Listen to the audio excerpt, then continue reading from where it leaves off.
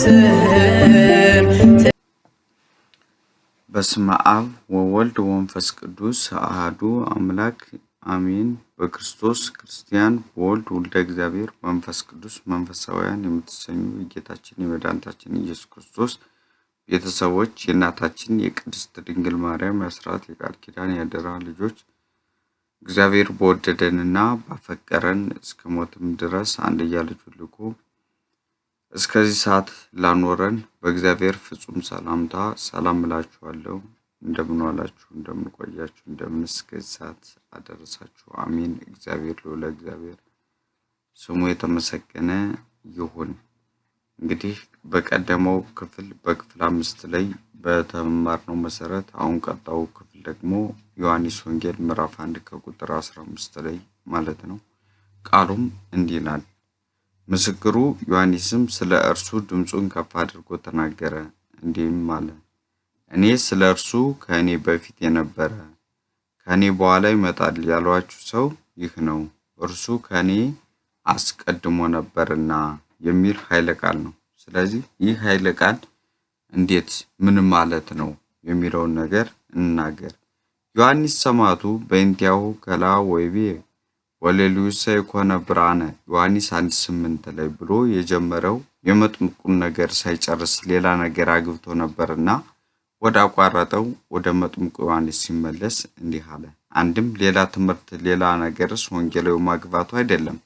ቀዳሚው ቃል ብሎ ቅድምናውን ወውቱ ቃል ስጋ ሆነ ብሎ ደግሞ ዳራዊነቱን ተናግሮ ነበርና የተናገርኩት ቃል የጻፍኩት ምስጢር እውነት እንደሆነ ዮሐንስ መጥምቅም አስተምሯል መስክሯል ብሎ ምስክርን አስረጅ ሲያበዛ ነው እንጂ በእንቲአሁ ከላ ዮሐንስ የእርሱን ነገር ጮሆ ተናገረ አስተማረ። ምን ነው ጮኸሳ ብትል መጮስ የለም።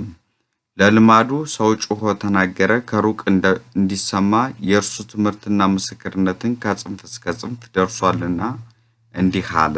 አንድም ነብይ እግዚአብሔር ዳዊት አቤቱ ቃሌን አድምጥ ጮቴንም አስተውል መዝሙር 5:1 ላይ ይህ ችግረኛ ጮኸ እግዚአብሔርም ሰማው ከመከራም ሁሉ አዳነው መዝሙር 33 ከቁጥር 7 ላይ እንዳለ አጽንቶ አሰምቶ መላልሶ ስለ መለመኑ እንደተናገረ ሁሉ መጥምቀ መለኮት ቅዱስ ዮሐንስም ስለ ክርስቶስ ፍጹም ሰው ፍጹም አምላክ መልሶ መላልሶ አስተማረ መሰከረ ለማለት ይሾዋልና ደጋግሞ መመስከሩ ወደ ኋላ ያመጣዋልና ዮሐንስ 1:27 ላይ ዮሐንስ 1:29 ላይ ዮሐንስ 1:30 እስከ 35 ዮሐንስ 3:23 እስከ 36 ዙቱ ዘቤለክሙ አነ በእንቲአሁ ይመጽም ድሬ ቢሲ ዛዶም ቅድመ ዓለም አካል ዘማካል ባሪ ዘምባህሪ የወለድኩ ልጅ አንተነ ብሎ እግዚአብሔር እንደመሰከረለት መዝሙር 2:7 ላይ በአምላክነቱ ከኔ ያስቀድሞ ነበር።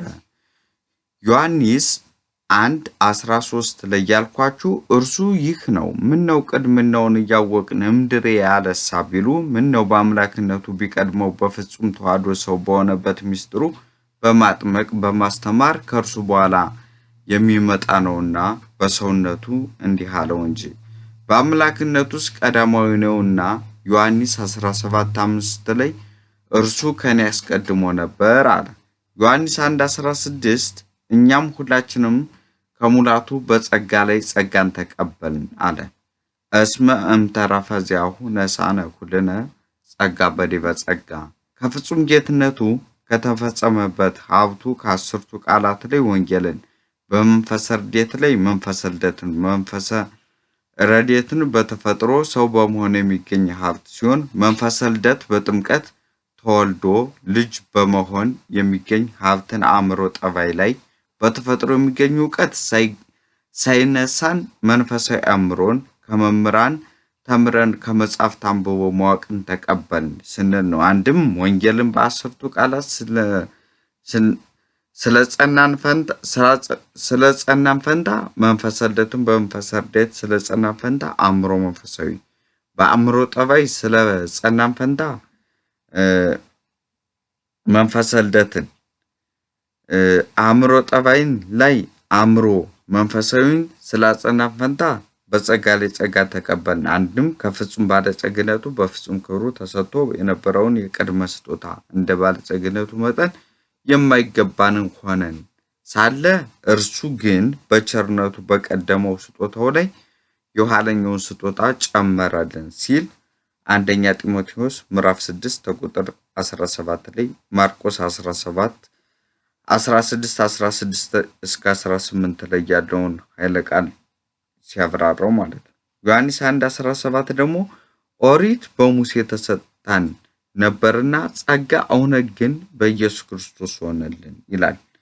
እስሙ ኦሪት በሙሴ ተወበለነ የቀደመችው ኦሪት እኛ ልንመራባት ልንመከርባት በሙሴ ተሰርታለችና በጸጋ ላይ ጸጋ ያለውን ሲተረጉም ወጸጋሰ ወጽድቅ በኢየሱስ ክርስቶስ ሆነ ለነ የምትበልጥ ኦሪት ማስጠበቅ የተሳናቸው ክብር የምታወርሰው ጽድቅን የምታለብሰው ወንጌል ግን በልጁ በክርስቶስ ተሰጠችን ስንል ነው። አንድም የቀደመችው ኦሪት 40 ቀን 40 ሌሊት ሙሴ ጾሞ በሲና በረሃ ተቀደሳት፣ ተቀበላት፣ ሰራት፣ ሰጣት።